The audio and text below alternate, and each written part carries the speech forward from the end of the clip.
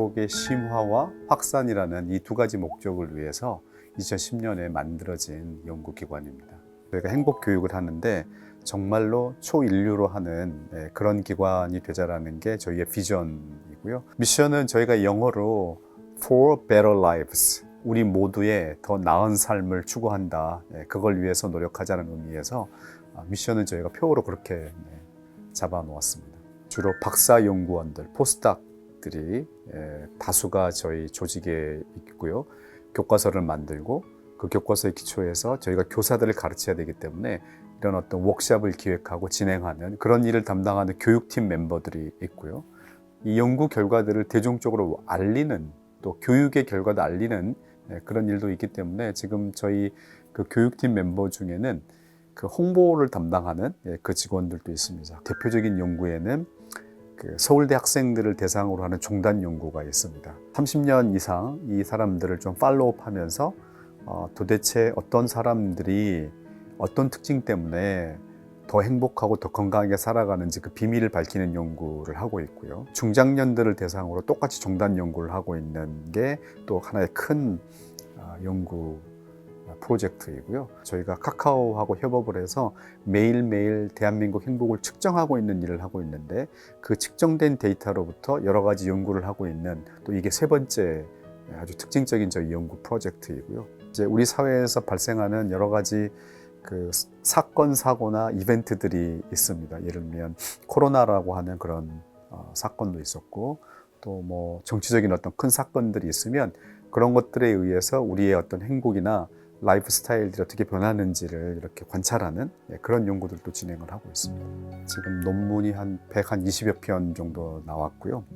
대한민국 행복지도라는 이름으로 대한민국 사람들의 행복이 어떻게 변했는지, 지역별로는, 연령별로는, 성에 따라서 어떤 차이가 있는지 등등을 분석해서 이제 발간하고 있는 보고서인데, 이런 보고서를 이제 매년 저희가 발간을 하고 있고요. 코로나로 인해서 과연 행복이 감소했는지, 얼마나 빨리 회복이 됐는지, 그리고 어떤 사람이 특별히 더 행복감이 떨어졌는지, 어떤 계층의 사람들이 행복에 더 영향을 받았는지, 혹은 코로나 기간 동안에 어떤 나름대로의 대처 방법을 사용했던 사람들은 잘 견뎌냈는데 어떤 대처 방법을 사용하는 사람들은 행복에서 큰 손실을 입었는지, 이런 걸 분석해서 여러 편의 논문을 저희가 발표한 적도 있습니다.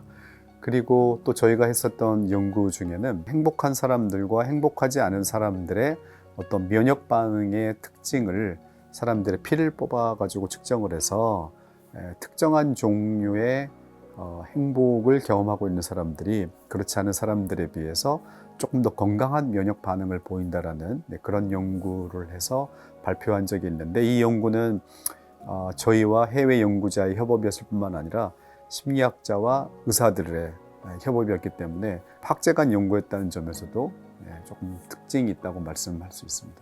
크게 세 가지 관점으로 생각해 볼 수 있을 것 같아요. 저희가 그 영향력 있는 저널들의 논문을 발표하면서 그 기여를 하고 있다라고 생각을 하고 있고요. 대한민국 사람들의 행복에 관한 데이터들을 계속해서 축적을 하고 있으면서 데이터에 근거한 행복 담론을 나름대로는 주도하고 있다라는 그런 관점에서 저희가 기여를 하고 있다고 생각을 하고 있고요. 대한민국 학교 사회에 행복을 가르칠 수 있다라는 생각을 심어주고 또 그걸 위해서 커리큘럼을 만들고 교사들을 양성하고 그 교사들이 학생들을 가르치는 이런 일들이 지난 한 10여 년 동안 굉장히 아주 큰 스케일로 이루어졌습니다. 우리나라의 학교들이 행복 수업을 시도를 했고, 그리고 저희에게 이 행복 관련한 훈련을 받은 교사가 지금까지 한 13,000명 정도 됩니다. 지금까지 거의 한 190만 명, 200만 명에 가까운 학생들이 수업의 형태로 이 행복 교육을 접했기 때문에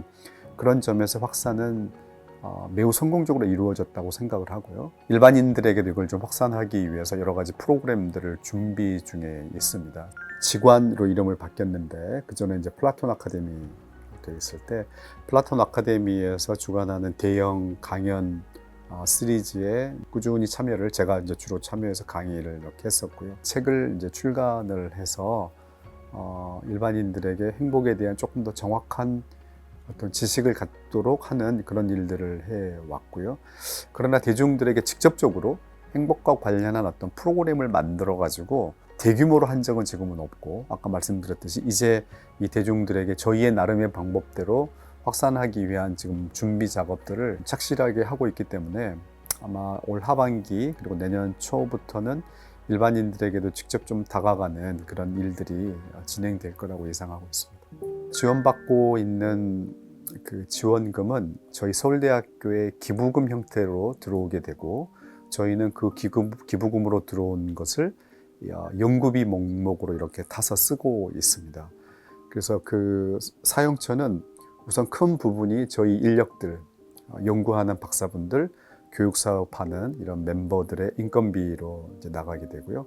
그 다음에 또 큰 부분은 저희 교육사업을 하기 위해서 교사들 대상으로 하는 대규모 워크숍이라든지 또 교과서 발행이라든지 이런 부분이 있기 때문에 거기에 이제 소용이 되고, 실제 연구비에도 집행이 되기 때문에 저희 생각에는 충실하게 잘 집행을 하고 있다. 채용 단계에서부터 아주 역량 있는 연구원들 채용하려고 노력을 하고 있고요. 그 다음에 채용이 되고 난 다음에는 사실 연구자의 생명은 자율성입니다. 종단 연구 같은 것들은 일종의 그분들이 꼭 해야 되는 연구이지만 그 외에 본인들이 하고 싶어하는 연구들을 최대한 지원해준 형태로 그렇게 연구 문화를 지금 계속 유지하고 있고요. 다양성을 확보하기 위해서 뭐 경영학에서 학위를 한 분이라든지 혹은 뭐 바이오 분야에서 연구한 분이라든지, 아무래도 심리학 중심의 연구가 주를 이루지만 그래도 그런 분들을 채용함으로 말미암아 연구의 어떤 그 다양성을 확보하기 위해서 그런 노력들을 하고 있습니다. 신진 연구자들에게 연구의 기회를 제공을 해서 이분들이 조금 더 경험을 쌓아서 이제 대학의 교수로 갈 수 있는 것을 좀 지원을 많이 하고 있어요. 그래서 그 덕분에 저희 연구소에서 연구원으로 일했던 분들 중에 아주 좋은 국내 대학의 교수로 간 분들도 아주 많이 배출이 돼서 그 점도 저 개인적으로는 굉장히 자랑스럽게 생각하는 부분입니다.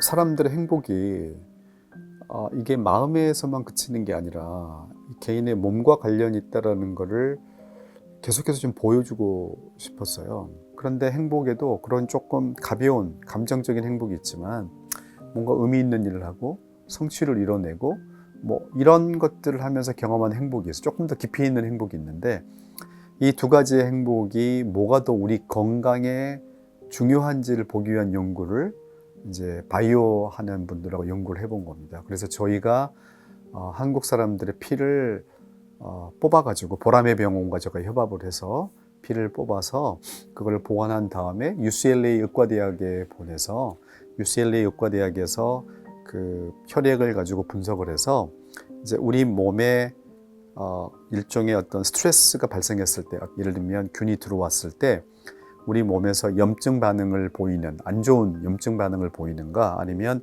싸우는 항체 반응을 보이는가, 요거가 되게 중요한데 이 과정에 관여하는 그런 유전자들의 어떤 발현을 분석하는, 저희는 그 기술이 없지만 UCLA에 그런 기술이 있었기 때문에 저희가 피를 보내서 그쪽에서 분석을 해서 이제 연구를 했죠. 그랬더니 저희가 기대했던 대로 조금 더 깊이 있고 의미 있는 행복 점수가 높은 사람들이 그냥 기분만 좋은 그런 행복 점수가 높았던 사람들에 비해서 그 항체 반응을 많이 보일 수 있는 그런 특징을 보여서, 협업이라는 의미에서도 굉장히 의미가 있었지만 그 연구의 결과가 우리로 하여금 행복의 본질을 다시 생각하게 하는 그런 점에서도 되게 특징이 있었던 연구였던 것 같습니다.